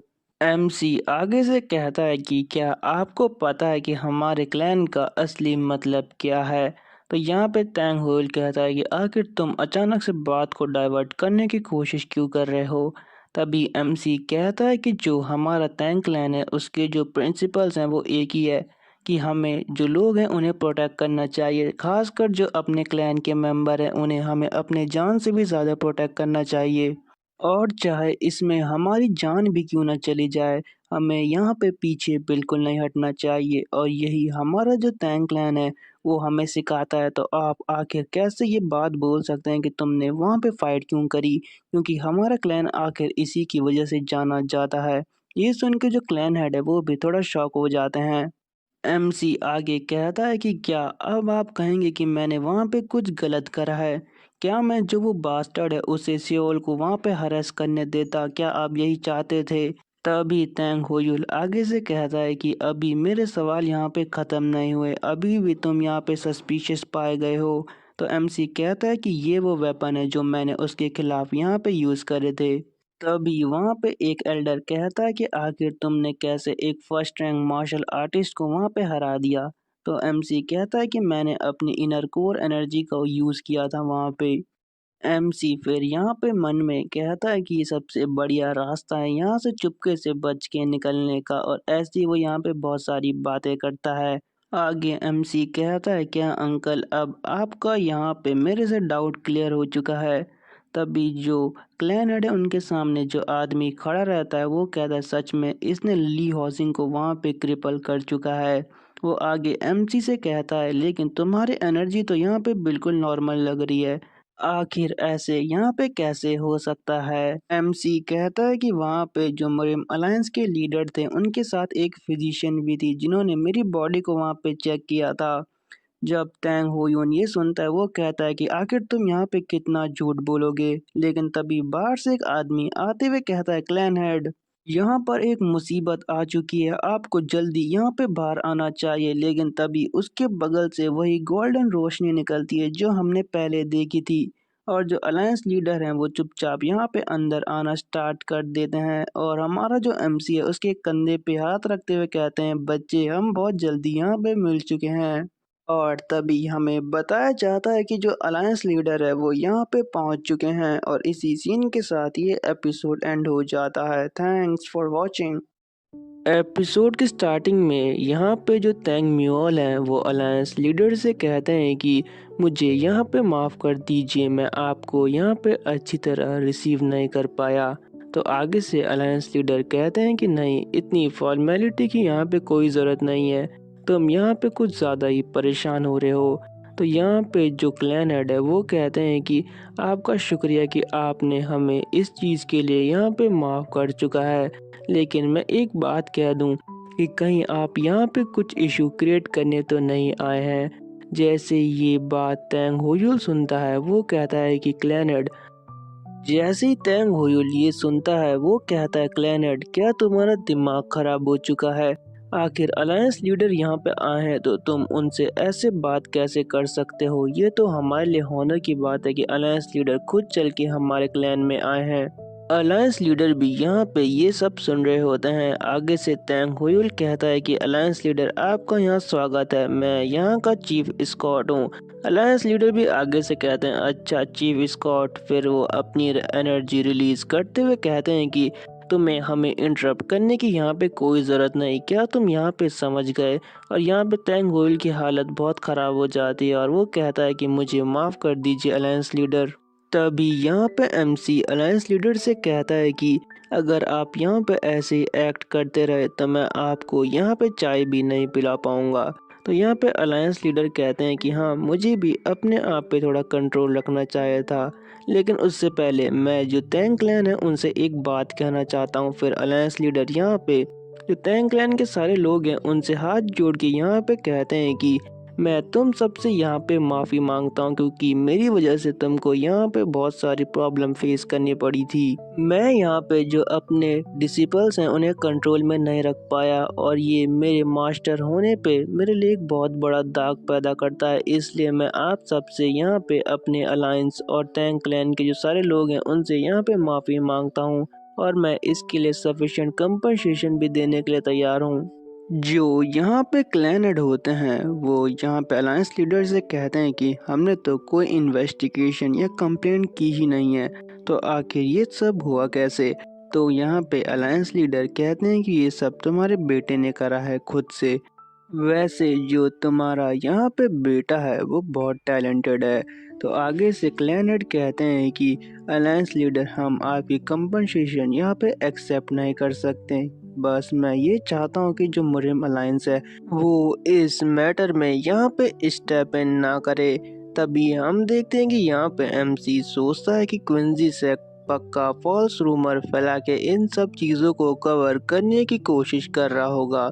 मेरी पिछली लाइफ में क्विंजी सेक्ट ने तैंग क्लैन को डायरेक्ट यहाँ पे एम करा था और इस पे अटैक किया था। यहाँ पर जो अलायंस लीडर है वो कहते हैं कि क्लैन लीडर आपको यहाँ पे टेंशन लेने की कोई ज़रूरत नहीं है, मैं यहाँ पे सब कुछ संभाल लूँगा और जो क्विंजी सेक्ट है वो आपका यहाँ पे कुछ भी बिगाड़ नहीं सकता, क्योंकि जब तक आप मेरे अंडर में है तब तक आपका यहाँ पे कोई भी कुछ बिगाड़ नहीं सकता। एमसी यहाँ पे सोच रहा होता है कि ये तो बहुत बढ़िया हुआ, मैंने क्विंजी सेक्ट को यहाँ पे पिन डाउन कर चुका है।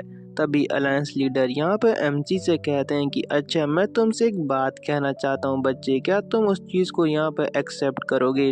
अलायंस लीडर यहाँ पे थोड़ा सीरियस हो जाते हैं और वो एमसी से कहते हैं कि क्या तुम मेरे डिसिपल बनना चाहते हो? और ये सुन के वहाँ पे सारे के सारे लोग बहुत ज़्यादा शॉक हो जाते हैं। यहाँ तक कि जो क्लैन हेड है वो भी थोड़ा सा यहाँ पे शॉक हो जाते हैं। एमसी यहाँ पे सोचता है कि आखिर अचानक से ये क्या हो गया, आखिर ये मुझे ऐसा ऑफर क्यों दे रहे हैं। पीछे दो एल्डर बात करते हुए कहते हैं कि लगता है कि जो हमारे क्लैन हेड है वो मुरिम अलायंस लीडर के यहाँ पे 6 डिसिपल बनने वाले हैं।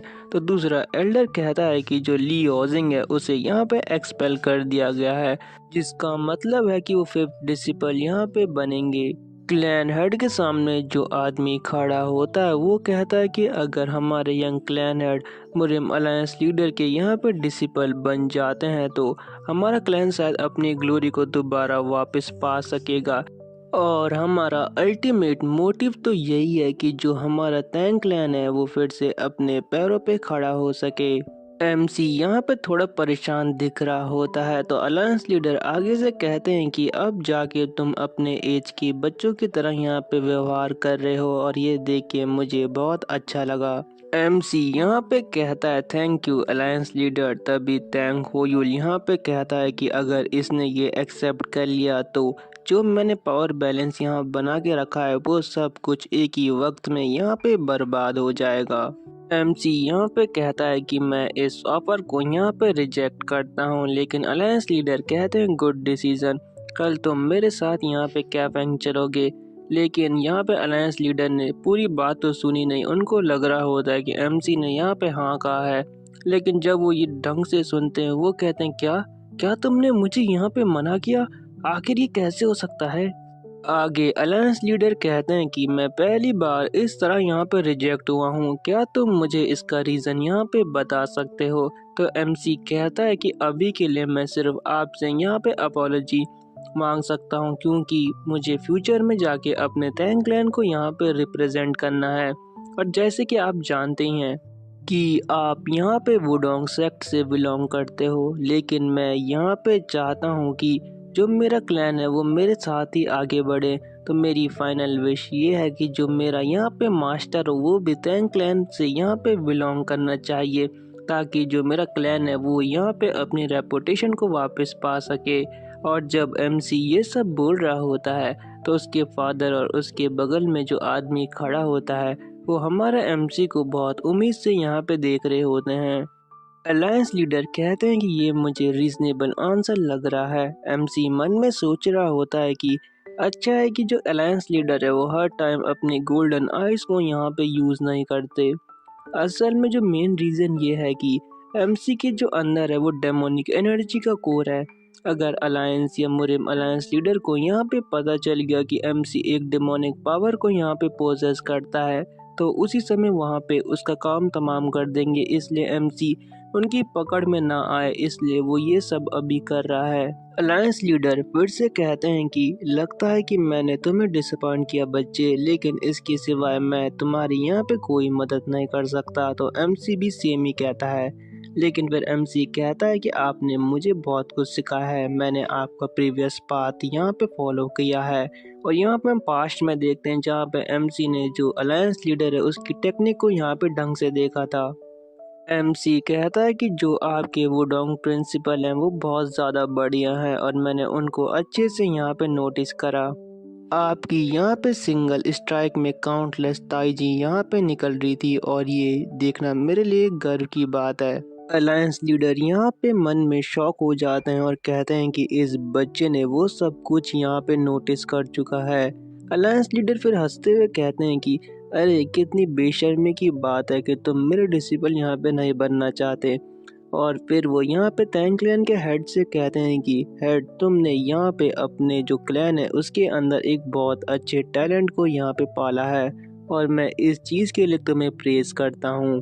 फिर हम देखते हैं कि जो आगे से जो तैंग क्लैन के लीडर है वो कहते हैं कि आप मुझे बहुत ज़्यादा यहाँ पे प्रेज कर रहे हैं, मैं इतना लायक तो बिल्कुल नहीं हूँ, लेकिन इसके पीछे भी आपका पक्का कोई मोटिव होगा और इसके लिए आपका धन्यवाद। फिर वो एमसी से यहाँ पे कहते हैं कि मैं तुम्हें यहाँ पे अपने साथ चलने के लिए बिल्कुल फोर्स नहीं करूँगा, लेकिन मैं तुम्हें एक चीज़ देना चाहता हूँ, द मूनलाइट पैटर्न सॉर्ड। जो ये सॉर्ड है वो यहाँ पे कमाल की होती है। अलायंस लीडर यहाँ पे सॉर्ड को निकालते हुए कहते हैं कि मैं नेक्स्ट जनरेशन के लिए यहाँ पे कुछ करके जाना चाहता हूँ और उसकी शुरुआत यहाँ पे आज से होती है। फिर अलायंस लीडर यहाँ पे सॉर्ड को एमसी को देते हुए कहते हैं कि ये एक दिन तुम्हारे काम जरूर आएगी। टैंक क्लैन का जो यहाँ पे हॉल होता है वहाँ पे गॉसिप स्टार्ट हो जाती है। कोई कहता है ये तो मीटेरॉइड आयरन से बनी हुई सॉर्ड है और सच में ये हमारे यंग क्लैन हेड को यहाँ पे मिल रही है।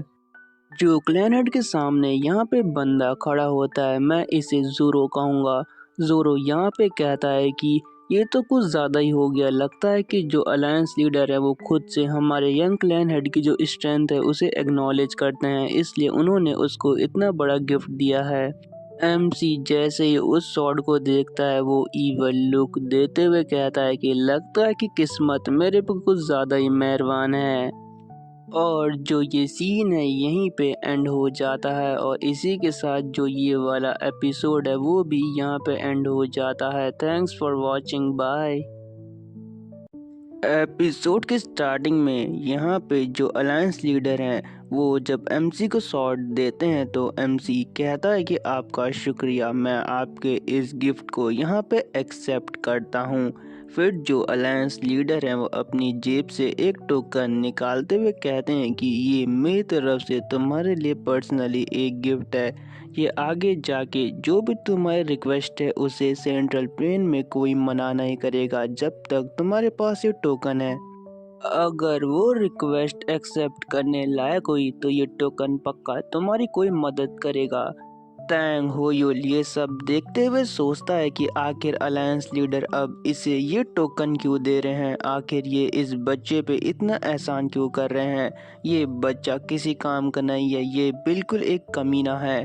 और जब ये सब बात चल रही होती है तो अचानक से यहाँ पे एक सीन शिफ्ट होता है। हमें एक रेस्टोरेंट के अंदर का सीन दिखाया जाता है जहाँ पे एक आदमी खा पी रहा होता है और वो आदमी यहाँ पर हमारे एमसी के बारे में ही सोच रहा होता है।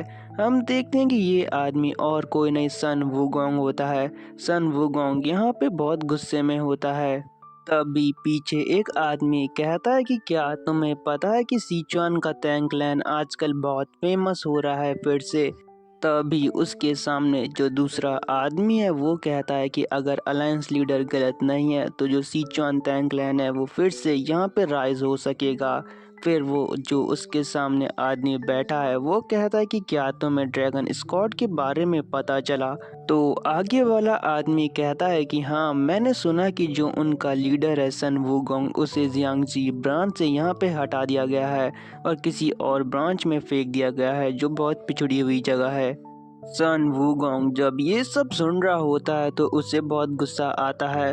वो कहता है कि आखिर मेरे साथ ही ऐसा क्यों हुआ, मुझे पोजीशन से हटाया क्यों गया, इसमें मेरी कोई गलती नहीं थी, बल्कि वो जो लड़का है वो इवल मार्शल आर्ट का यूज़ कर रहा था। और ऐसे ही हम देखते हैं कि सन वुगोंग यहाँ पे बहुत गुस्सा हो जाता है। सन वुगोंग कहता है कि मैं इस ह्यूमिलिएशन का बदला पक्का से लूंगा। फिर हमारा सीन यहाँ पे सिचुआन टैंक क्लैन की साइड शिफ्ट होता है जहाँ पे गार्ड्स यहाँ पे पहरा दे रहे होते हैं और ये और किसी की नहीं हमारे एमसी की प्रोटेक्शन में यहाँ पे खड़े होते हैं।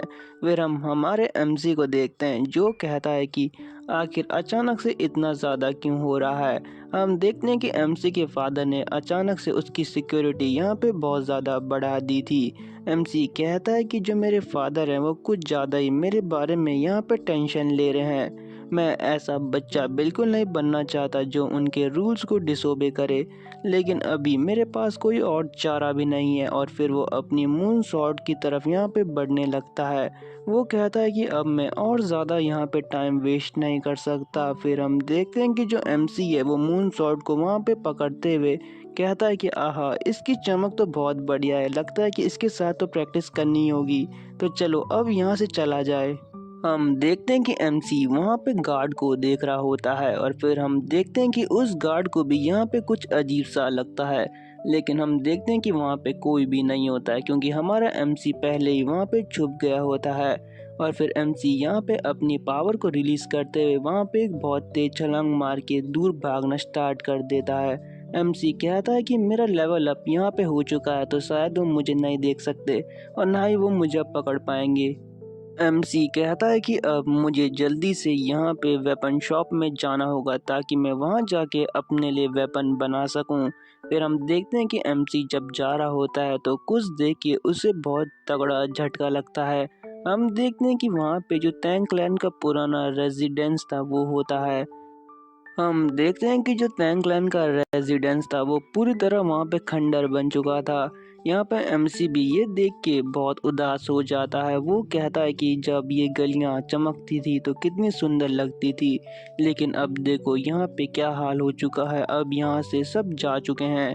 फिर एमसी यहाँ पे कहता है कि बस कुछ और समय की बात है, मैं जो ये टैंक क्लैन है उसे फिर से वैसे ही फ्लरिश कर दूंगा जैसे ये पहले था। और फिर एमसी वहां से जाते हुए कहता है कि जो टैंक क्लैन है वो बहुत जल्द दोबारा से यहाँ पे प्रॉस्परस होने वाला है और मैं इस चीज़ का यहाँ पे वादा करता हूँ। फिर एमसी को हम देखते हैं कि वो एक जगह पहुँच जाता है और कहता है कि सब कुछ आखिरकार यहाँ से स्टार्ट हुआ था, और हम देखते हैं कि वो और कोई जगह नहीं आयरन हॉल होती है जहाँ पे वेपन मास्टरी की चीज़ें बनाई जाती हैं। एमसी उस दरवाजे के पास जाते हुए कहता है कि नॉर्मली यहाँ आने के लिए परमिशन चाहिए होती है, लेकिन इस टाइम ये प्लेस बिल्कुल खाली है तो कोई टेंशन लेने की ज़रूरत नहीं है। जैसे ही एमसी यहाँ पे डोर पे अपना हाथ बढ़ाता है, अंदर से हम देखते हैं कि एक आदमी अचानक से एमसी के सामने आ जाता है और कहता है कि यंग क्लैनहेड, आखिर आप इतनी रात को यहाँ क्या कर रहे हैं? आपको तो अपने रेजिडेंस में होना चाहिए था। एमसी उस आदमी से यहाँ पे कहता है कि मैं आपको यहाँ पे अपनी रिस्पेक्ट शो करता हूँ आयरन हॉल मास्टर। एमसी यहाँ पे मन में सोचता है कि मैं जिनको अवॉइड करना चाहता हूँ आखिर वही मेरे सामने यहाँ पे क्यों आ रहे हैं। यहाँ तक कि जो फादर है वो भी इन एल्डर से ऐसे बात करने की हिम्मत नहीं करते। ये एक ऐसे एल्डर है जिन्हें टैंक सरनेम की ज़रूरत भी नहीं है, और यहाँ पे ये एल्डर इतने ज़्यादा पावरफुल हैं कि ये यहाँ पे जो टैंक क्लैन है उनके लिए वेपन बनाते हैं और यहाँ पे आयरन होल के मास्टर हैं, और फिर हमें उनकी शक्ल दिखाई जाती है। भाई ये बहुत खतरनाक लग रहे होते हैं।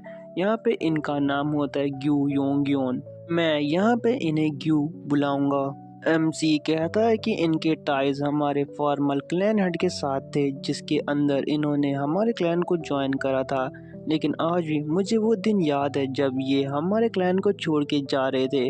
उस दिन की यादें मेरे दिमाग में बिल्कुल उछलती रहती हैं जिस दिन माँ ने स्कॉट एजेंसी बिल्कुल इंडिपेंडेंट हो गई थी। इन्होंने हमारे क्लैन के लिए बहुत आर्टिफैक्ट बनाए, लेकिन लास्ट टाइम पे इन्होंने भी तैंग होयुल के साथ हमारे क्लैन को यहाँ पे छोड़ दिया। लास्ट टाइम पे बिना कहे ये मुझे बिल्कुल अजीब सी नज़रों से देखते रहे और लास्ट में अपना सर यहाँ पे मोड़ के चले गए और मैं बस पीछे खड़ा इनको देखता रह गया। मुझे आज भी ये समझ नहीं आया कि इन्होंने उस टाइम पे मेरे को ऐसी नज़रों से क्यों देखा था, आखिर मैंने इनका क्या बिगाड़ा था। लेकिन तभी हम देखते हैं कि वो कहता है कि मुझे जल्दी से यहाँ पे अपने प्लान को यहाँ पे पोस्टपोन करना होगा। एमसी प्रेजेंट में आते हुए जो आयरन हॉल मास्टर है उनसे कहता है कि मुझे यहाँ पे माफ़ कर दीजिए, मैंने इस टाइम पे आपको यहाँ पे डिस्टर्ब किया।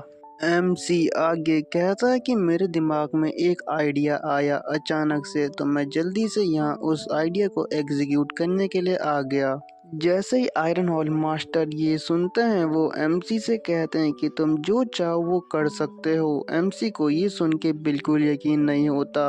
एमसी कहता है कि क्या मैं सच में अंदर जा सकता हूँ? तो यहाँ पे फिर से आयरन हॉल मास्टर कहते हैं हाँ, मैंने कहा हाँ। और इसी सीन के साथ ये एपिसोड यहाँ पे एंड हो जाता है। Thanks for watching.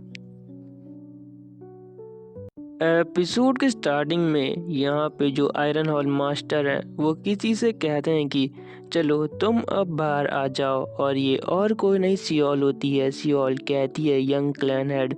तो आगे से एमसी कहता है कि सियोल तुम ठीक तो हो ना?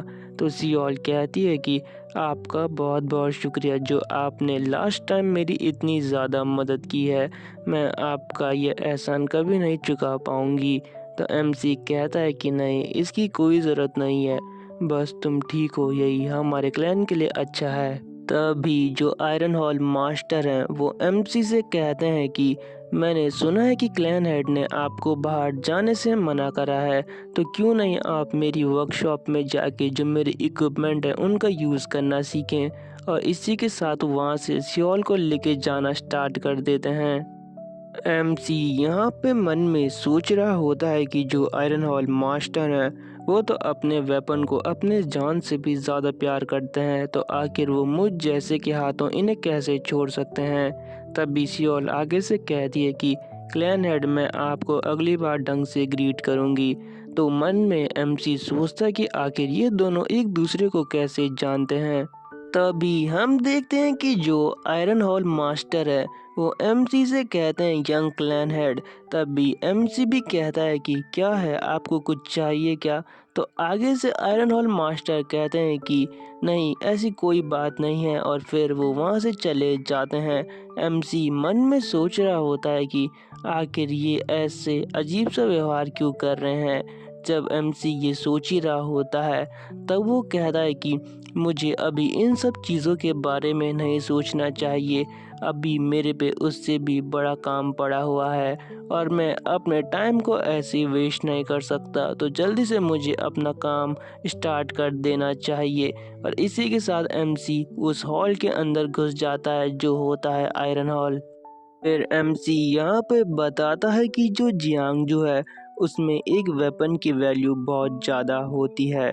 फिर यहाँ पे हम देखते हैं कि जो हमारा एमसी है वो आयरन हॉल के अंदर जाके कहता है कि ये क्या नॉनसेंस है।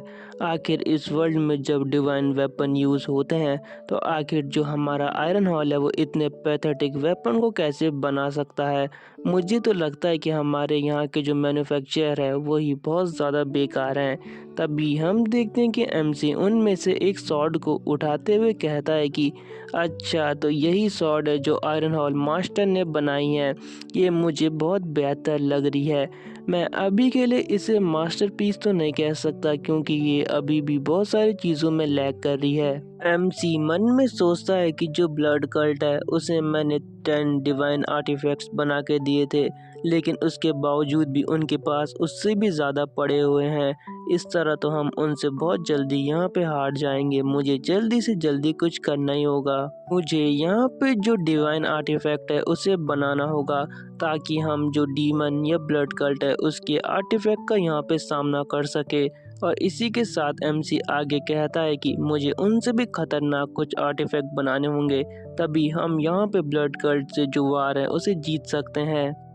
एमसी आगे हमें बताता है कि मैं कोई नॉर्मल ब्लैक स्मिथ नहीं हूँ, मैं उनसे बहुत ज़्यादा डिफरेंट हूँ। फिर एमसी बताता है कि जो मेरी पास्ट लाइफ थी उसमें मैंने देखा था कि जब मुझे ये पता चला था कि मेरे पे टैलेंट है वो ब्लैक स्मिथिंग का है कि मैं वेपन बना सकता हूँ, लेकिन जब तक मुझे ये पता चला तब तक ब्लड कल्ट ने यहाँ पर हम पे अटैक कर दिया था, जिसकी वजह से मैं भी उनकी कैद में आ गया था।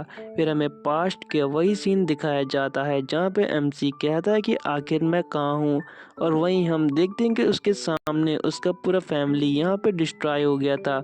और यहाँ पे एमसी भी उस टाइम रो रहा होता है। एमसी कहता है कि मेरी फैमिली डिस्ट्रॉय हो गई लेकिन मैं अभी तक जिंदा हूँ, आखिर ये पॉसिबल कैसे, आखिर मैं अभी तक बच कैसे पाया। लेकिन तभी हम देखते हैं कि सामने की तरफ कॉरिडोर से कोई चल के आ रहा होता है और वो एमसी से कहता है कि अच्छा, तो तुम यहाँ पे वेपन बना सकते हो, तो क्या तुम मेरे लिए यहाँ पे वेपन बनाओगे। और ये और कोई नहीं होता है ब्लड डीमन। ब्लड डीमन यहाँ पे कहता है कि मैंने सुना है कि ये काम सिर्फ टैंग फैमिली के लोग ही कर सकते हैं और वो तुम हो, क्या तुम ये काम मेरे लिए करोगे। लेकिन तभी एमसी खड़े होते हुए कहता है कि नहीं, मैं ये बिल्कुल नहीं करने वाला, और ऐसे वो ब्लड डीमन पे अटैक करने की कोशिश करता है। लेकिन हम देखते हैं कि तभी एमसी को अजीब सा एक झटका लगता है और ये झटका होता है ब्लड डीमन के खतरनाक प्रेशर का। ब्लड डीमन यहाँ पे गुस्से में कहता है कि जल्दी से यहाँ पे तुम्हें मेरे लिए मेरी जो स्वॉर्ड है उसे फॉर्ज करना ही होगा अगर तुम यहाँ पे जिंदा रहना चाहते हो। एमसी यहाँ पे कहता है कि तुम भाड़ में जाओ, मैं यहाँ पे कुछ नहीं करने वाला। तो यहाँ पे आगे से जो ब्लड डीमन है वो कहता है कि क्या तुम चाहते हो कि मैं तुम्हारे जो बचे हुए क्लैन के मेंबर हैं उन्हें भी ख़त्म कर दूं? क्या तुम ये सच में चाहते हो टैंग क्लैन के यंग हेड? एमसी यहाँ पे कहता है कि तुम मुझे यहाँ पे ब्लैकमेल करने की कोशिश मत करो। तो ब्लड डीमन कहता है कि तुम चाहे मुझे भरोसा करो या ना करो, लेकिन बिना डिवाइन आर्टिफैक्ट के भी मैं जियांगजू को बस कुछ समय में यहाँ पे जीत जाऊंगा, और मैं इंश्योर करूंगा कि तुम्हारे जो क्लैन मेंबर के हेड हैं वो तुम्हारे सामने यहाँ पे फेंक डालूं। तब हम देखते हैं कि एमसी कहता है कि मेरे पास कोई चारा नहीं था, मुझे अपने फैमिली मेंबर को बचाने के लिए ये सब करना ही पड़ा, और मैंने उसकी ये रिक्वेस्ट यहाँ पे एक्सेप्ट कर ली। लेकिन इसके बदले मैंने ब्लड डीमन से मैंने कहा अगर तुम चाहते हो कि मैं तुम्हारे लिए वेपन बनाऊं तो उसके लिए जो मेरी मार्शल आर्ट है उनका भी अच्छा होना बहुत ज़रूरी है। तो मैं चाहता हूं कि तुम जो अपनी मार्शल आर्ट्स है वो मुझे दे दो, ताकि मैं उससे पावरफुल बन के तुम्हारे लिए यहाँ पे वेपन क्राफ्ट कर सकूं, और तुम्हारे लिए यहाँ पे वेजिलेंस ब्लूम वाली ब्लेड बना सकूं। मैंने ब्लड कल्ट के अंदर यहाँ पे जो 15 साल है तब तक काम करा। मैंने उन 15 सालों में जो ब्लड कल्ट है उसके लिए 10 डेमोनिक वेपन्स यहाँ पे बनाए, जो बाद में जाके जो ब्लड कल्ट है उसके सबसे खतरनाक 10 डेमोनिक वेपन में से एक बन गए। और उसके बाद मुझे यहाँ पे डेमोनिक कल्ट का बहुत फेमस मेंबर बना दिया गया, क्योंकि मैंने उनके लिए इतने खतरनाक वेपन जो फॉर्ज किए थे। प्रेजेंट में यहाँ पे एमसी बोल रहा होता है कि जो आयरन हॉल की जो स्ट्रेंथ है उस हिसाब से तो मैं यहाँ पे मेटेराइट आयरन को कभी पिघला ही नहीं सकता। मैंने यहाँ पे कुछ अपनी पुरानी आर्ट का यूज़ करते हुए यहाँ पे फोर्जिंग स्टार्ट कर दी है। यहाँ पर हम देखते हैं कि एमसी यहाँ पे फोर्जिंग करना स्टार्ट कर देता है।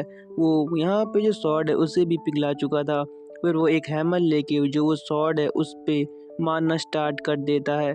मतलब उसने सॉर्ड बेसिकली यहाँ पे मेल्ट कर दी थी, उससे कुछ बना रहा है, उस पर मार रहा है ताकि वो फोर्ज हो जाए अच्छे से। और यहाँ पे एमसी ऐसे ही अपनी प्रोसेस को पूरा कर रहा होता है।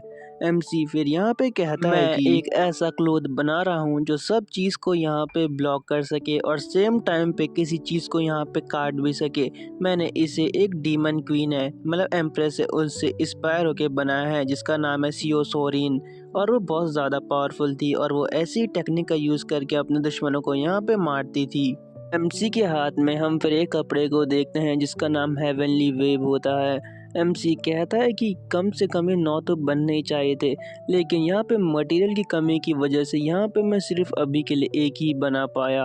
और फिर हम देखते हैं कि एमसी उस कपड़े को अपने से दूर फेंक देता है और कहता है कि अब इसका कोई मतलब नहीं, चलो अपनी आगे की जो प्रोसेस है उसे यहाँ पे पूरा किया जाए। मैं शुरुआत से यहाँ पे हेवनली वेव को बनाना ही नहीं चाह रहा था, मैं तो कुछ और बनाना चाह रहा था, तो चलो अब उसे बनाना यहाँ पे स्टार्ट करते हैं। एमसी यहाँ पे कहता है कि सेंट्रल प्लेन्स में सिल्क से ज़्यादा यहाँ पे जो थ्रेड है उसे पावरफुल माना जाता है, तो मैं भी बस उसे बनाने की यहाँ पे कोशिश कर रहा हूँ। फिर थोड़ी देर बाद हम देखते हैं कि एमसी के हाथ में एक काला सा थ्रेड होता है जो पूरी डायरेक्शन में यहाँ पे फैला होता है। एमसी कहता है कि ये एक हेवनली नेट है जो मैंने अभी अभी यहाँ पे क्रिएट किया है। लेकिन तभी हम देखते हैं कि यहाँ पे एमसी पे कोई पीछे से स्नीक अटैक कर देता है और कहता है कि चलो अब यहाँ पे मर जाओ। हम देखते हैं कि उसकी शॉट एमसी तक पहुँचने वाली थी, लेकिन हम फिर देखते हैं कि जो वो आदमी है वो थोड़ा शॉक हो जाता है। वो कहता है क्या अचानक से इतना सारा थ्रेड यहाँ पे कहाँ से आ गया। हम देखते हैं कि एमसी ने अपने हेवनली नेट की मदद से जो उसका वेपन है उसे यहाँ पे कैप्चर कर लिया था। और फिर एमसी कहता है, एमसी यहाँ पे उस आदमी से कहता है कि अरे यार तुम एक एलाइट मुरिम अलायंस के जो स्क्वाड लीडर हो वो कहलाने के लायक बिल्कुल नहीं हो। अच्छा हुआ कि तुम्हें ड्रैगन स्क्वाड से यहाँ पे निकाल दिया गया है सन वुगोंग, अब तुम सिर्फ सन वुगोंग हो। और हम देखते हैं कि यहाँ पे वो सन वुगोंग होता है जो बहुत गुस्से में होता है। तभी एमसी यहाँ पे कहता है कि सन वुगोंग तुम यहाँ पे बिल्कुल परफेक्ट टाइमिंग पे आए हो, मैं तुम्हारे ऊपर कुछ चीज़ यहाँ पे टेस्ट करना चाहता हूँ, तो चलो देखते हैं कि आज तुम या मैं, हम दोनों में से कौन जिंदा यहाँ पे बचता है। चलो अब आ भी जाओ, मैं अपने वेपन को यहाँ पे टेस्ट करने वाला हूँ। तो सन वुगोंग आगे से गुस्से में कहता है, मैं तुझे यहाँ पे मारने के बाद तुझे यहाँ पे थैंक यू बोलूँगा, तुमने मुझे इतनी आसानी से अपने आप को ढूंढने दिया। आज मैं तुझ बास्टर्ड को यहाँ पे ख़त्म कर दूंगा, मैं अपनी स्वॉर्ड की सिर्फ एक स्ट्राइक से तुझे यहाँ पे डिस्ट्रॉय कर दूंगा। एमसी उससे कहता है अच्छा तेरी इतनी औकात भी है। तभी हम देखते हैं कि एमसी अपने थ्रेड से यहाँ पे जो सन वुगोंग की स्वॉर्ड है उसके यहाँ पे चूरे चूरे कर देता है। सन वुगोंग यहाँ पे ये देख के उसकी बिल्कुल फट जाती है। वो कहता है कि आखिर ऐसे कैसे हो सकता है। फिर हम देखते हैं कि एमसी का कुछ प्रेशर भी सन वुगोंग के ऊपर पड़ रहा होता है और यहाँ पे वो बैकफुट पे जा रहा होता है। एमसी फिर यहाँ पे सन वुगोंग से कहता है कि चल अब मैं देखता हूँ कि तू बिना अपने किसी मेन वेपन के यहाँ पे जो मेरे वेपन के अटैक हैं उन्हें कैसे रोक सकता है। तो चल अब देखते हैं कि कौन ज़्यादा पावरफुल है। और इसी सीन के साथ ये एपिसोड यहाँ पे एंड हो जाता है। Thanks for watching and stay tuned with our channel. Bye.